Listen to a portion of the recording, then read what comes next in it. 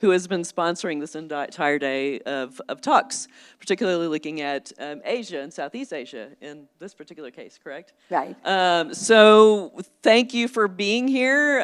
Hopefully you had some lunch and now you're digesting as you're going to listen to this, and you've had some caffeine like me. I would like to introduce Dr. Nelly Van Doorn-Harder. Yep. She said, yep.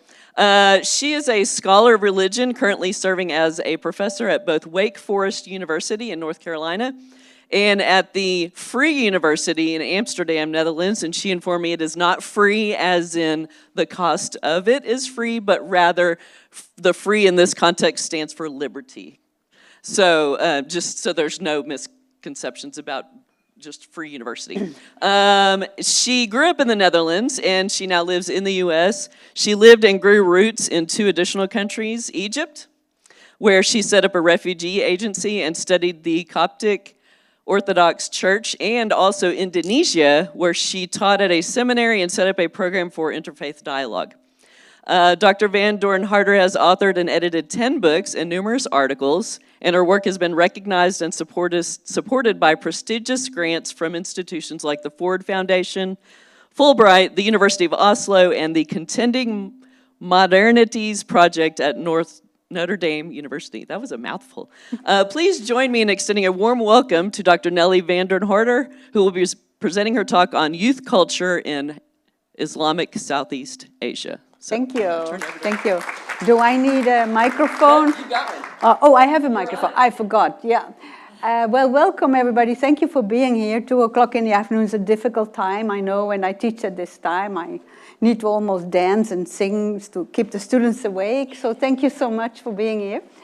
I was asked to talk about youth.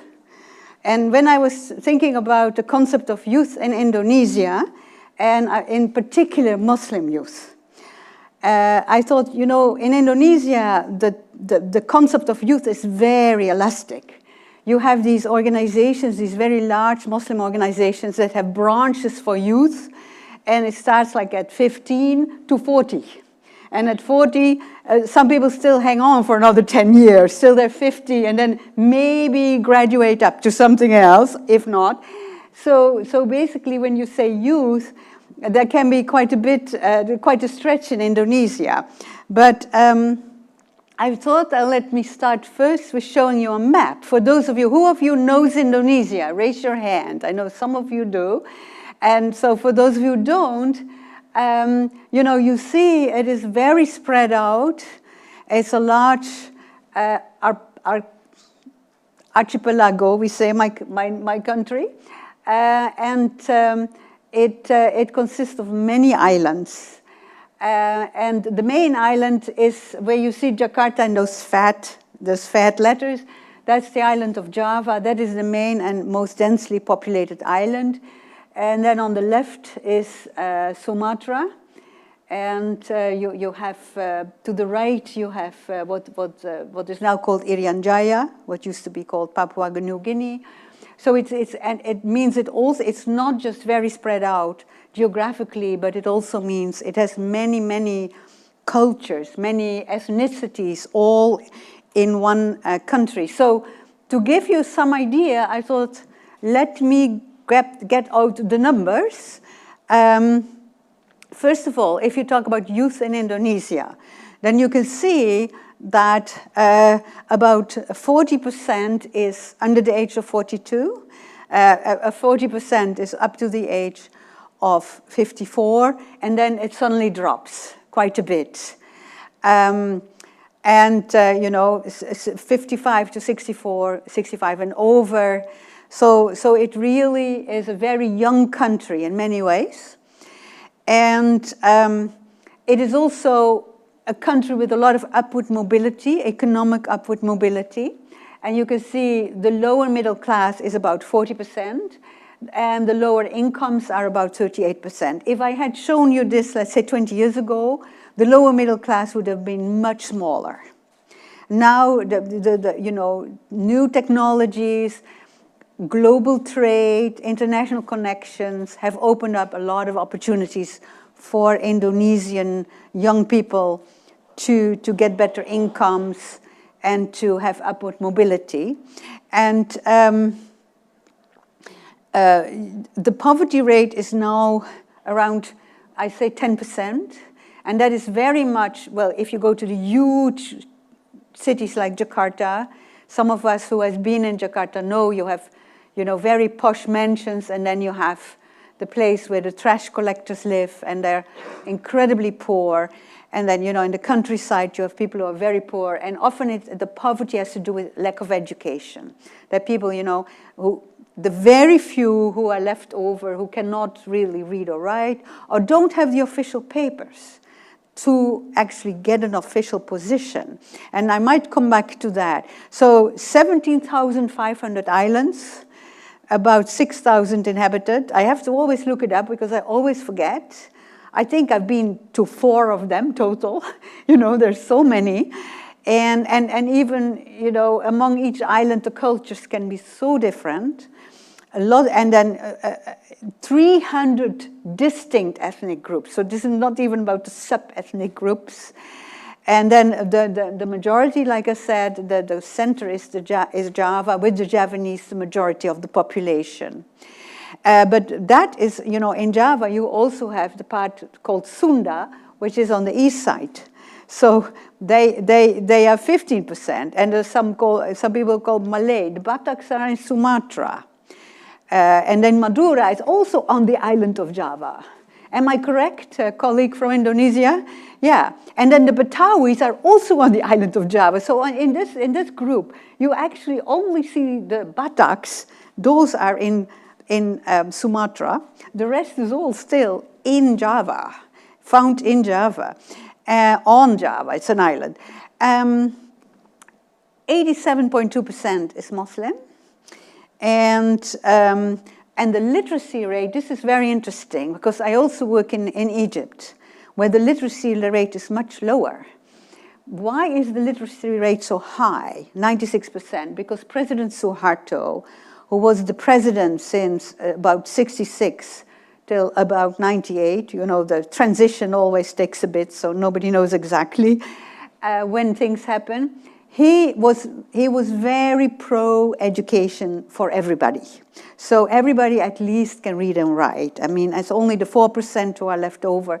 You know, they might live in remote islands, or their parents might not want them to go to school.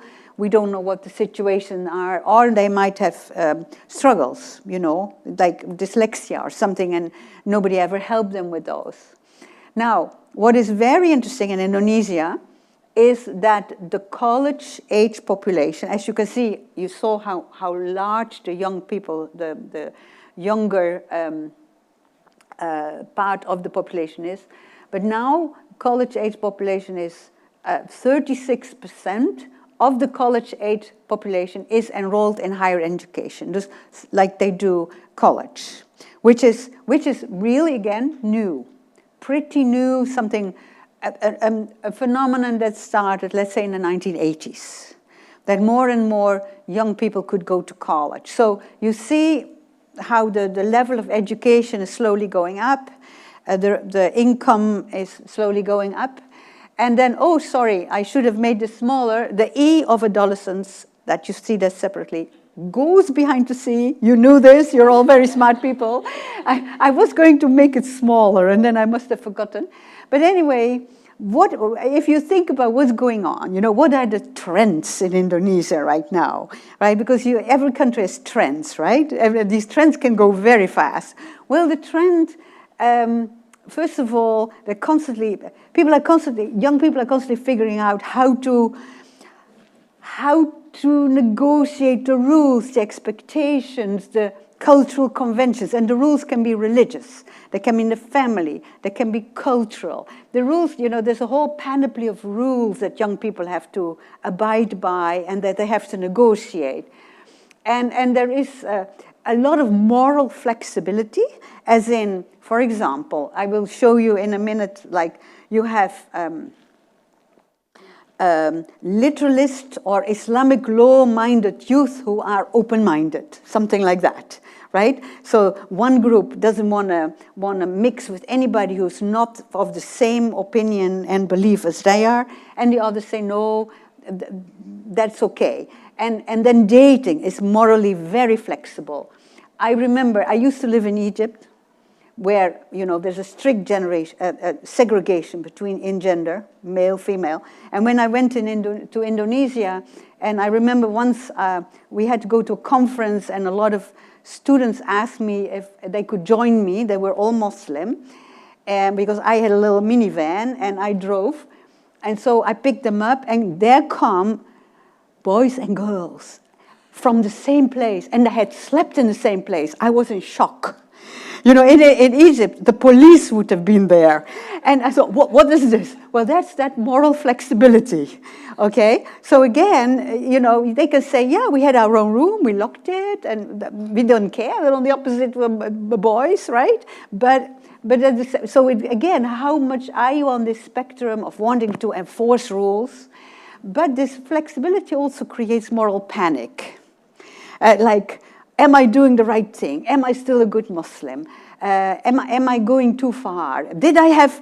I looked at this boy, did I have like free sex right now? Something like that, right? So all these questions, and these questions are all navigated in digital media. You have lots of websites that discuss these things, and, you know, and for example, fantasize about, you know, you have women, young girls and young boys fantasizing about being part of a polygamous marriage, you know, what that would mean, and if they could do it or not. So navigating Muslim faith is a huge issue when you're young in Indonesia right now. And that goes, you know, it starts at the age of 14, 15, and it keeps going. And then you also, another thing that is very visible in Indonesia, the shifting in gender roles. And I'll show you in a minute why.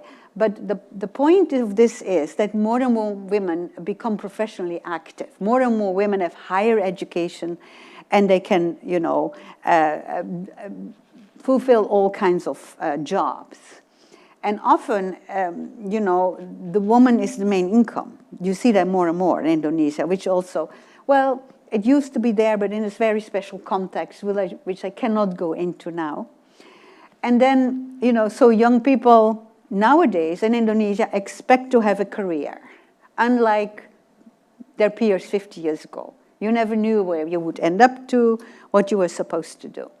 Now, as you can see, there's more females than male, and you can see that also in universities. There's far more girls. You go nowadays to the Islamic universities where people are trained, and remember this sentence, people are trained as future scholars and leaders of Islam, and you have more women than men. And I'm coming back to that because that is important. So like I say, but it's like a rat race also, right? And the higher education you have, the better. And you have no time for marriage. Right now you don't have time. You're going to postpone.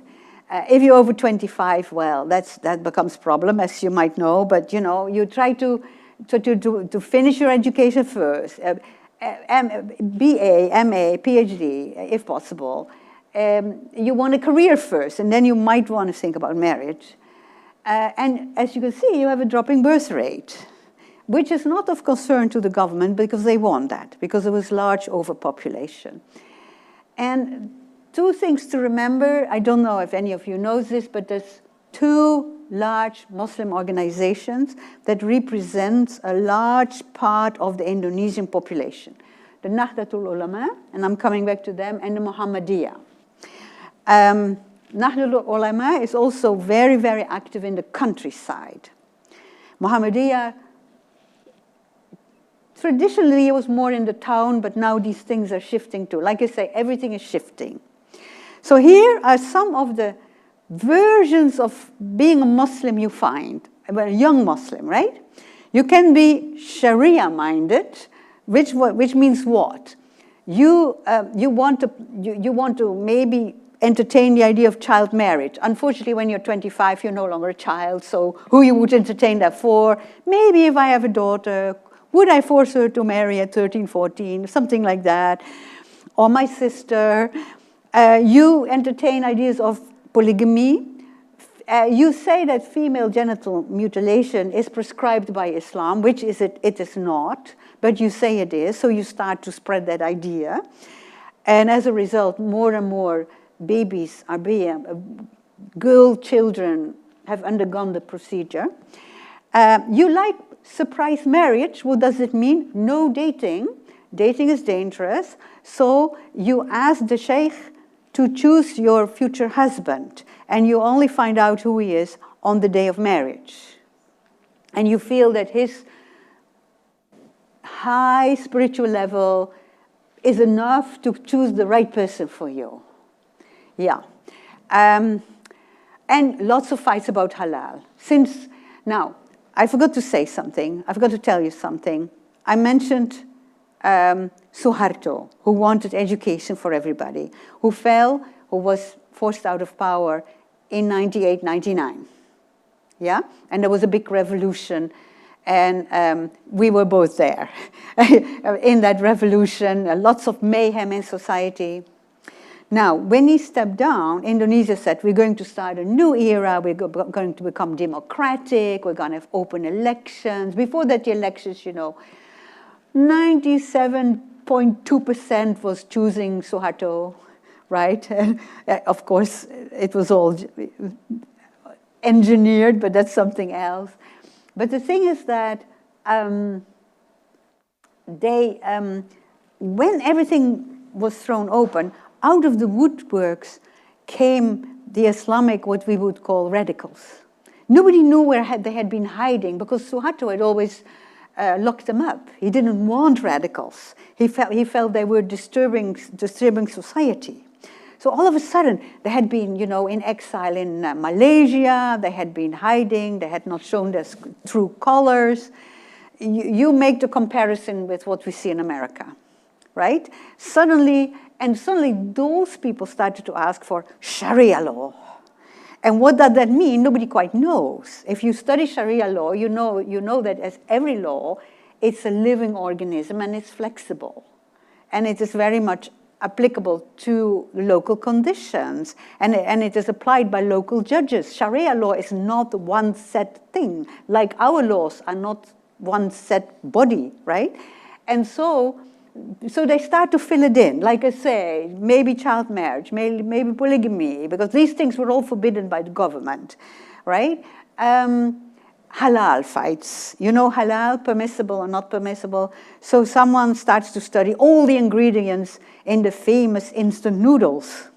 And they find that in one of the types of noodles, in the package of spices, there's an element that might come from pigs. Might. We're not sure, but it might. Big uproar in society. Don't eat those noodles anymore. Take those noodles from the market. TV shows, and so on and so on. So then suddenly trying to focus in, who is the enemy within? Well, that is the Ahmadiyya, which is a type of Islam that believes that there was a prophet after the Prophet Muhammad.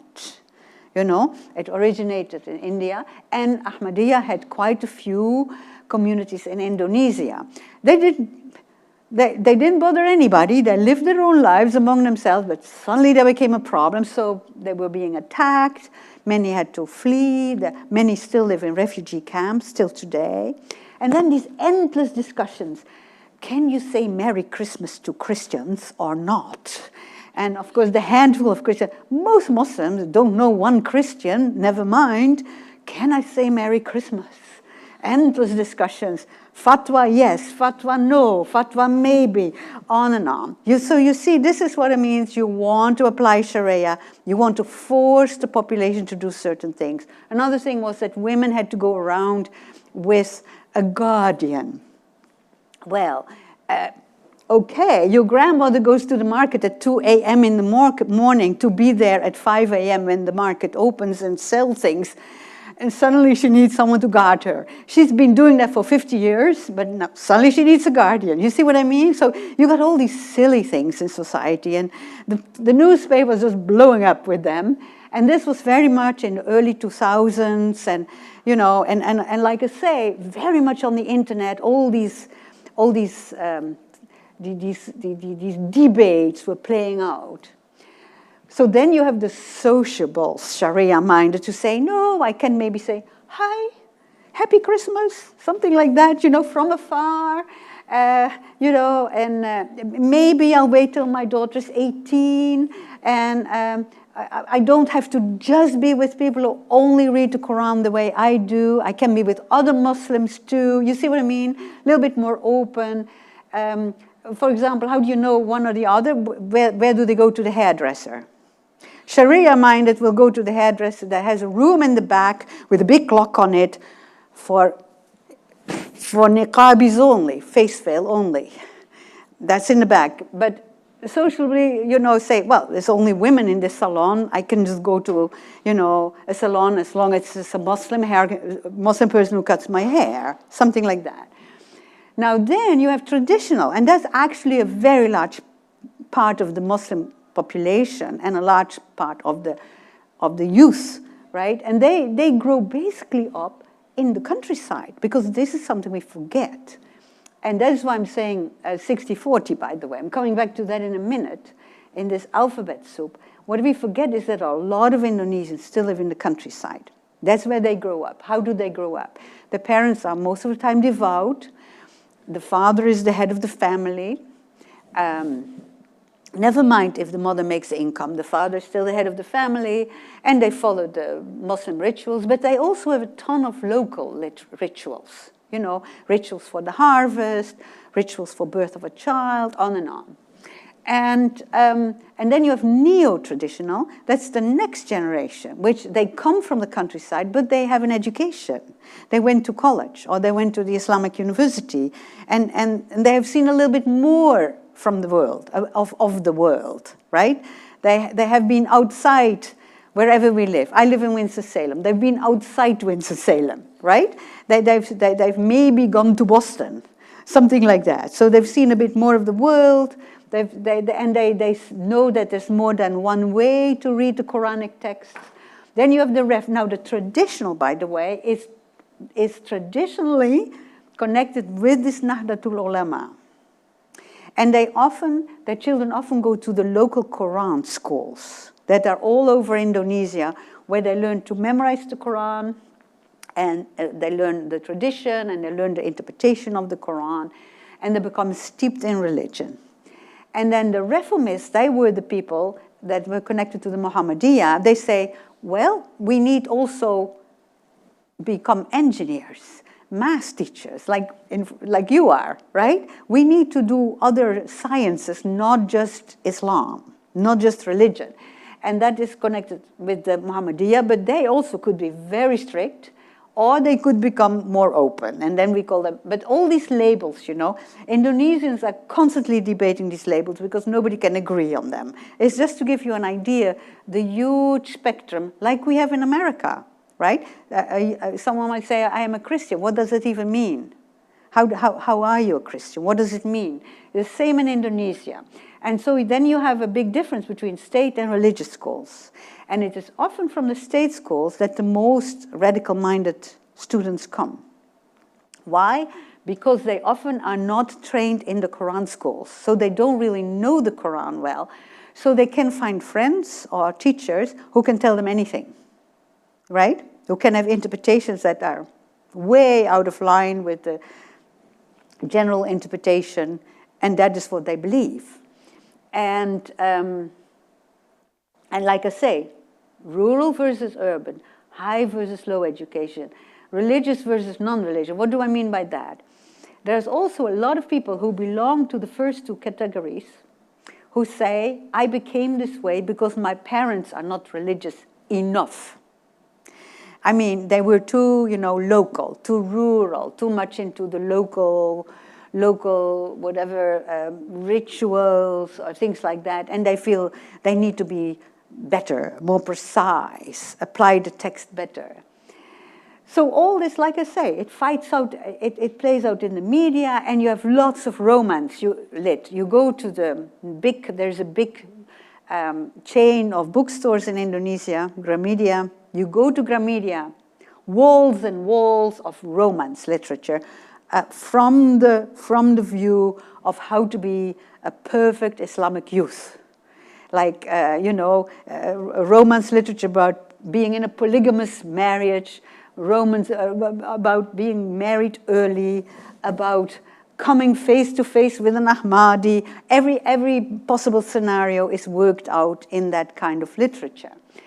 And why do I say 60-40? Because the interesting thing is that there is a scholar, Mu'nim Siri, who looked at the level of tolerance among high school students and college students. And when he interviewed them, 60% they said they were pro-Islamic law.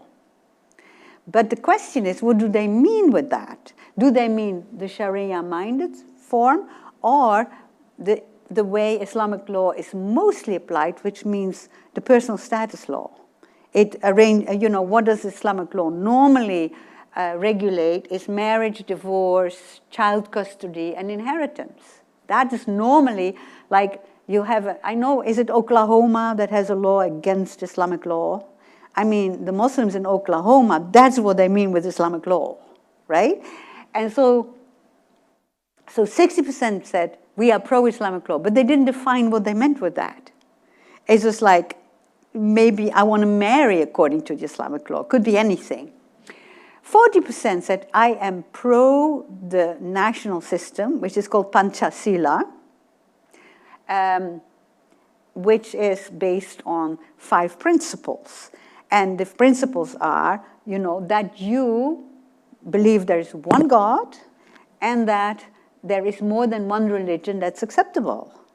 And in that system, you can accept not just Islam, but also, Buddhism, Hinduism, Christianity, Confucianism. And at one point they had Baha'i in it, and I never know if it's still in there or not. It swims in and out, I'm not sure. But the thing is that 40%, so you see 40% said, and maybe it overlaps, the 60 and the 40% might overlap. I want Sharia, but I'm pro-Panchasila, I'm pro the ideology that we accept 5 religions, that we just only want people to believe in one God, and there's different ways to do that. You see what I mean? So have I confused you enough now? Okay, good. Because if this is what, when you talk about youth, let me see, how do I do this?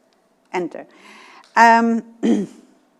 So then Mu'nim Siri asked a bit further and asked, who of you, about this university students, who of you has ever been radical, even momentarily, radical for a day. I don't know how long you can be radical.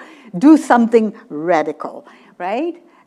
Beat someone up because you saw them looking at a glass of whiskey, something like that, right? And so he said 30% of all university students that he looked at said they sometimes had been radical. It didn't say if they were radical all the time, or and then 48.3% were influenced by friends, 8.3% by senior mentors, and 6% by their own understanding of the Quran. Now, here's the thing. The 6% who understand the Quran in their own way would never be possible among the traditionalist Muslims, because they go to those Quran schools, remember. They know the Quran really well. So they don't sit with the text and just make up things. They know how to place things, how to put things in context. So like I say, you have all kinds of devout people, ranging from scripturalist to now recapture human Islam, which is called a humanist Islam project. Which let me show you that first, and then I'll come back to this slide. The Nahdlatul Ulama, the one I showed you, there it is again, started in November of last year, a humanitarian Islam project. Why? Because they were sick and tired of all the Sharia mentioning and all this beating each other up, Muslims beating each other up for you're not Muslim enough, you're not proper enough, you're not this, you're not that. So they said we need to do something about this, right? So what are they going to do this? That they believe that, like I say, Islam is is a blessing to society, blessing to the world.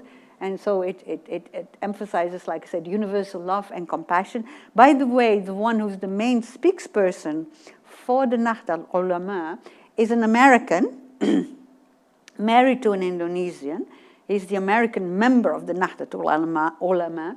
And of all places, he lives in Winston-Salem, where I live. And I met him, of course, in Jakarta. I never met him in Winston-Salem. But the thing is that he is one, because he has the English, and he has really teased out these principles by debating them with them. But you see, what does it mean? It just means that you recontextualize the Islamic teachings. How do they fit into the 21st century? That's the big question. Why would you want to go back to the 7th century? We live in the 21st century. And you accept the fact that you're not the only one on earth. You're not just Muslims. There's also others who are not Muslims, ranging from people who have no faith, indigenous faith, who are Christian, Hindu, Buddhist. You at least promote tolerance, and you try to interact. You try to understand, where they come from. And so human dignity and human rights, and this is important, the human rights, they underwrite the Charter for Basic Human Rights, and that is very important. So unlike the Sharia-minded groups who, just completely are happy and ready to disregard any basic human rights if it comes to imposing the agenda, think Taliban in Afghanistan, right? They say no. If Islam does not agree with basic human rights, because the signatures of the Basic Human Rights Charter were many Muslim countries, then something is wrong with how we interpret it. So something has gone wrong for us. That's how they reason. And here it comes, combating extremism and violence. You see, that is one of their main goals. So now I'm first going to see what time it is. Could I still have 40 minutes, although we started 10 minutes late?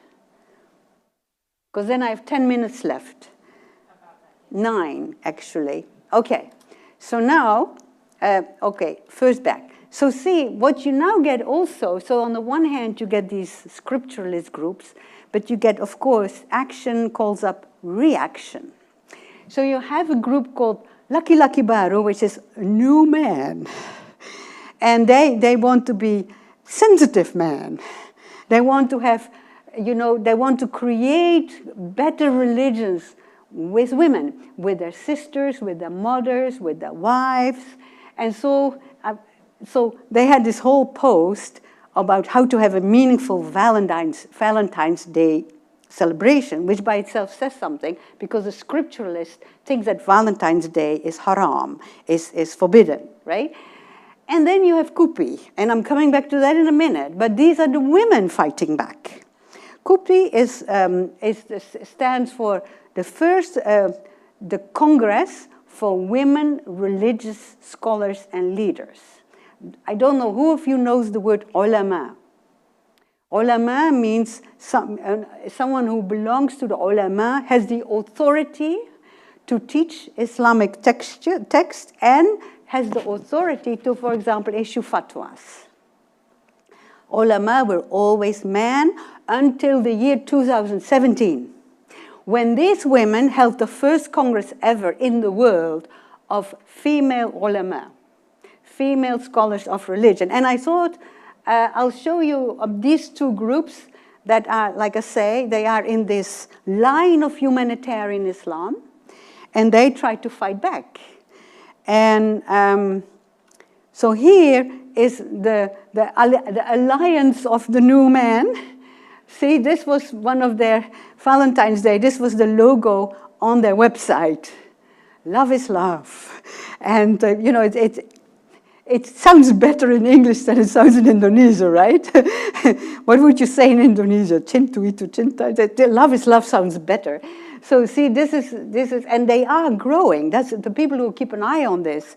They say they are gaining more members. But again, it's a small group, but it represents something and it shows a trend. And you never know how many people are actually following it and how many people actually were trying to celebrate a meaningful Valentine's Day. So, you know, it's anti-patriarchy, anti-suppressing women. I mean, it's really amazing, I think. And so here we have some of the organizers of this first Congress. They call it KUPI, Congress you know, that's the abbreviation of the Indonesian name. There were 2 congresses so far, one in 2017 and one in 2022. And these are just some of the organizers, and you see there some of the participants, and you see, you would call them traditionalist Muslims.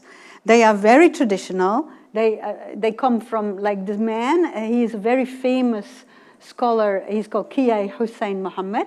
He lives in the countryside. He leads a Quran school in the countryside.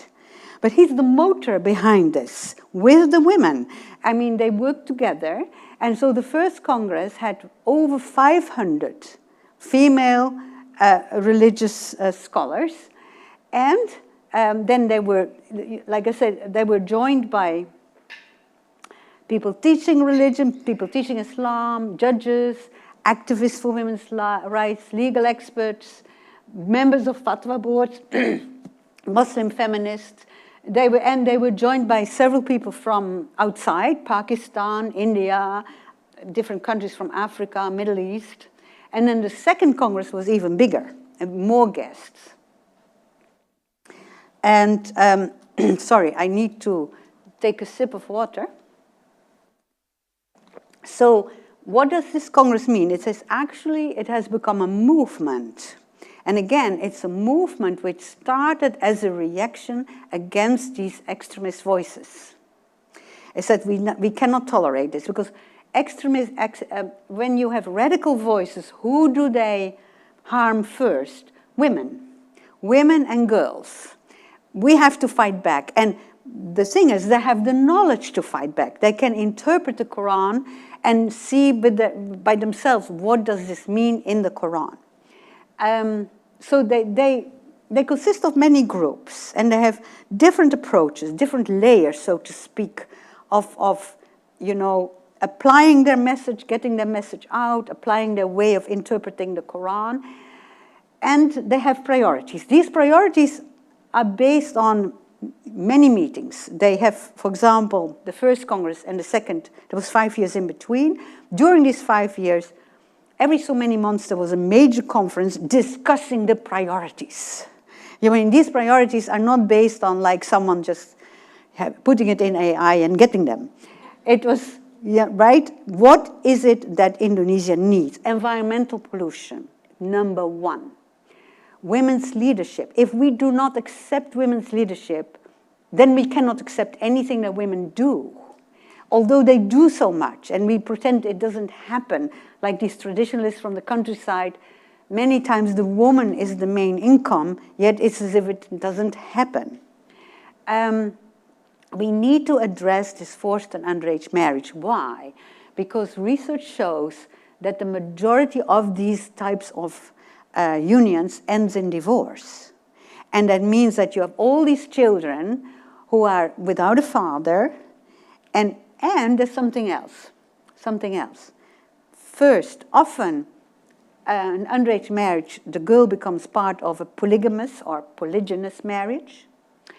And underage is forbidden according to Islamic law, so the marriage is done in the mosque only, which means it's not accepted by the Indonesian authorities, which means what? The children are illegal. What does it mean when you're illegal? I can tell you, a friend of mine who's from the Netherlands and married to an Indonesian, his daughter married someone, big festivity, everything ready. They had to cancel everything because it turned out he did not have his birth certificate. He didn't because he was technically speaking illegal. And nobody had ever thought about that or any idea. It took them 3 years to fix it. Lots of bribes, by the way.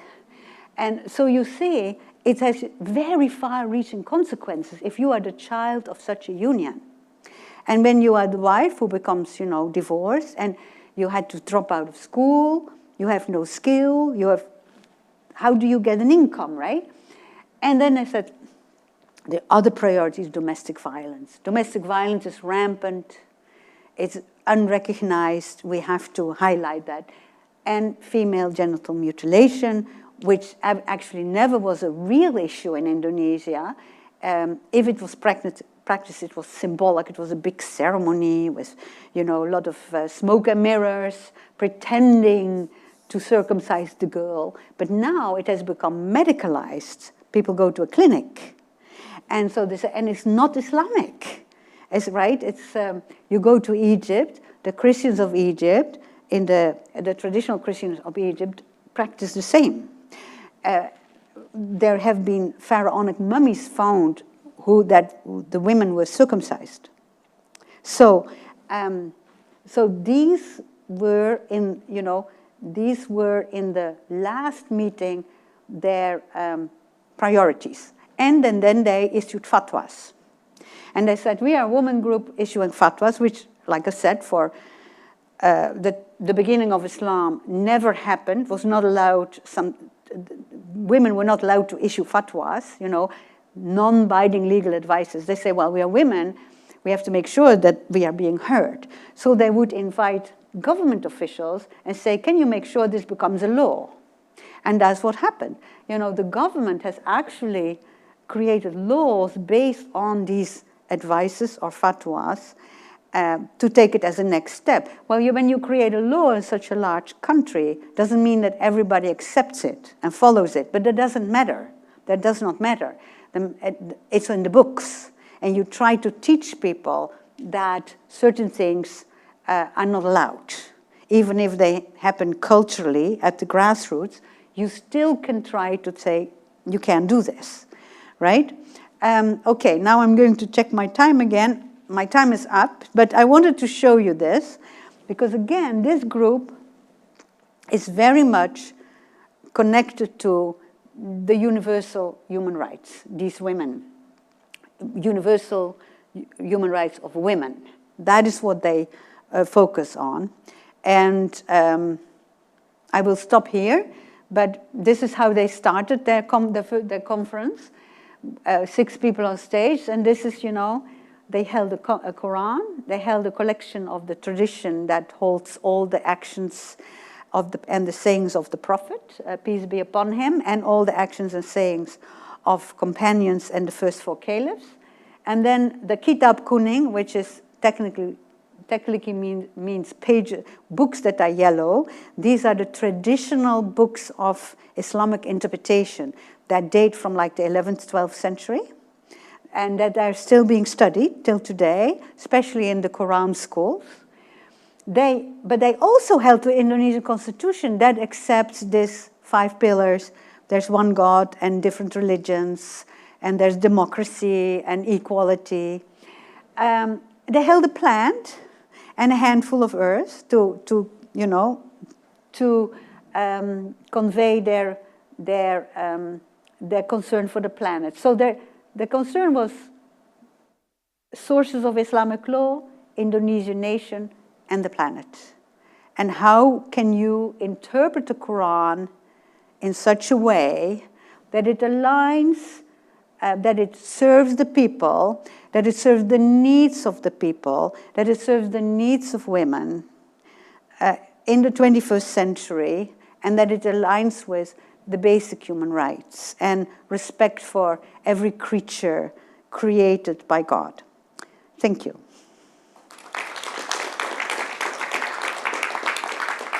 I think we have a few minutes for questions.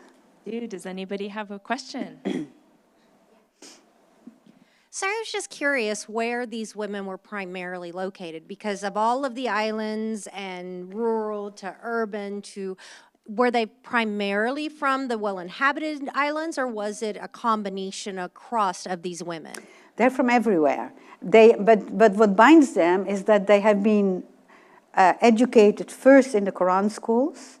And you can have Quran schools that go up to master level degree, I mean, who of you is an undergraduate student here? You could be in a Quran school And like, it means you get up at 4, you pray, you study the Quran, then you come here, Tamu you call it, right? You come to Tamu, you study all day, you do your homework, and you end your day with repeating what you learned in the morning. The sheikh or the woman sheikh will be there, if it's a woman's school, and they will check you. And you go to bed. I mean, there's very little time for TV or handphones, right? Very little time for media. And so they offer some, but you can be in that system, and like I say, go to university. I know people who are in that system who do a PhD.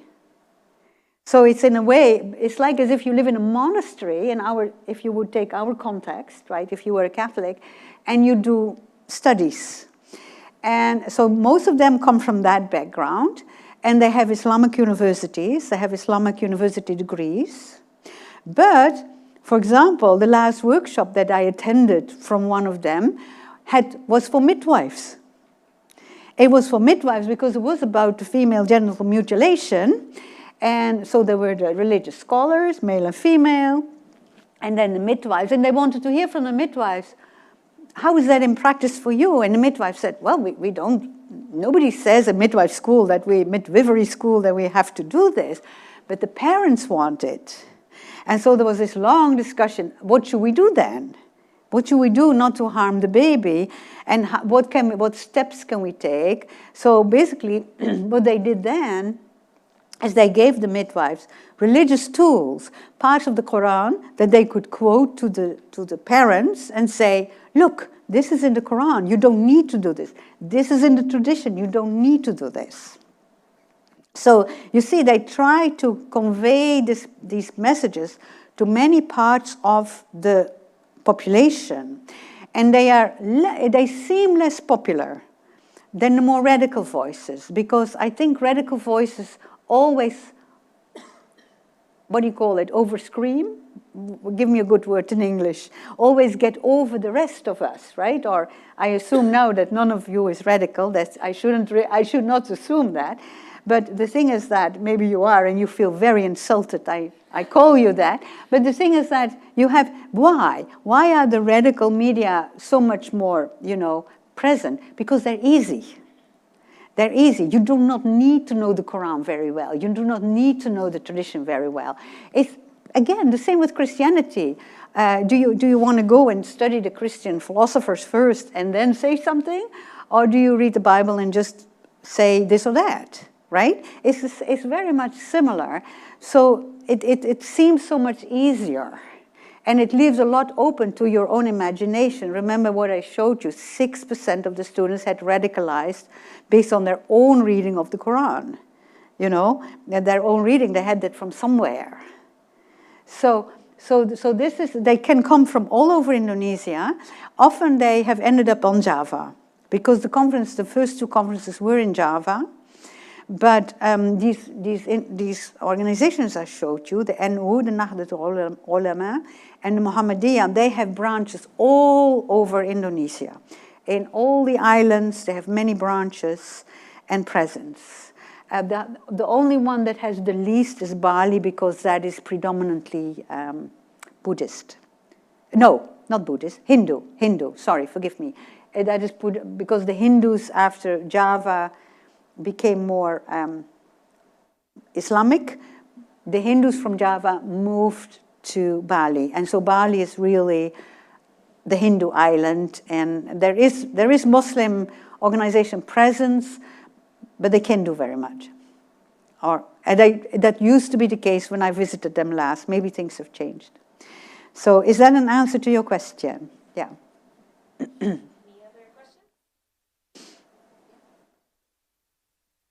You said the government was working to help create laws to protect these women and girls. How exactly, but they weren't accepted overall. How does the government enforce these laws? Depends. It's a good question. When you are in a remote island with a very strong culture, and the father is very patriarchal, then it's very hard. For example, he wants to marry his 13-year-old to someone who's 50, because that's often child marriage. There's often this gap in age, right, between the girl and the man. You know, if nobody can stop him, it happens. And then there's always this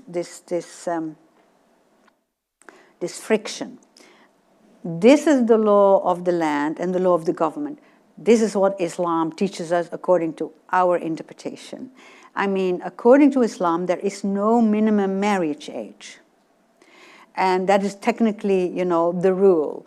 But almost all countries in the Muslim world have a minimum marriage age. And the more we learn about, you know, the detrimental effects of marrying too young, having children too young, the more people realize you should postpone marriage for a girl till at least 18.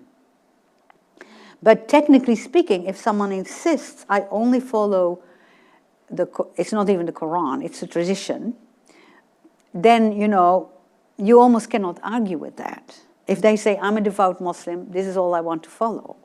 That's the problem.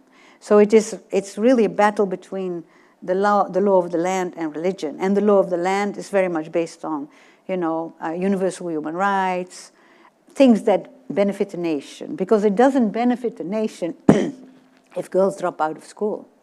It doesn't benefit the nations if young girls become divorcees with 4 children. If a girl at 18 with 4 children is divorced, what do you do with that, right? And that's a burden on the nation. So the nation has its agendas. It wants to get rid of pollution. All these things, the nation has something at stake. And if it doesn't have, it wants to stay on the good side of the people who will fight for this. But it's very hard. Sometimes it's very hard. And this is where you have to change minds and mindsets. And we all know how hard that can be. You know, if someone is really steeped into their own culture, their own religious beliefs, and of course, then when you say human rights, you should never say that out loud, and they will never say the word feminist or human rights out loud, because then everybody says, oh, you're Westerner, Western neo-colonialism, you know. So it's a very fine line. It's a very fine balance that you have to maintain, and this is why the approaches are done so carefully, and to see how can we get the word out best. Basically, it's also educating the next generation, like saying, well, maybe this generation, forget about it, we're going to educate the next one, because this generation, they're not going to accept it. Yeah, is that an answer? Very unsatisfying, I know. But there's no solution in a huge country with so many cultures.